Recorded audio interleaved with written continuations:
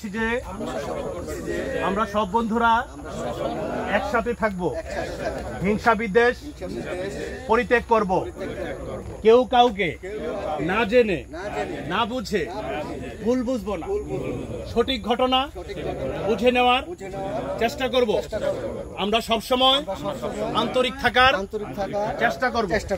আমরা যারা নতুন এসেছি আগামীকাল থেকে 6টা 20-এ অবশ্যই ব্যায়ামে উপস্থিত থাকবো। এর আগে 1 ঘন্টা নিজেদের মতো করে হেঁটে নেব।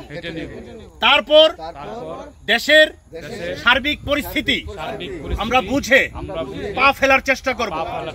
সরকারের বিভিন্ন দিক নির্দেশনা মিডিয়ার মাধ্যমে জেনে তা মানার চেষ্টা করব। অযথা নিজে বিশৃঙ্খলা তৈরি করব না। এতে আমি যদি বিপদে পড়ি তাহলে আমাদের পরিবারও বিপদে পড়বে।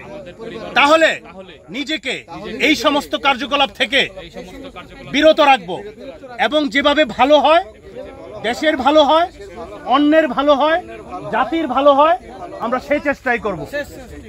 আমাদের মূল উদ্দেশ্য হলো নিজে ব্যায়াম করব, সুস্থ থাকব এবং অন্যকে সুস্থ রাখবো।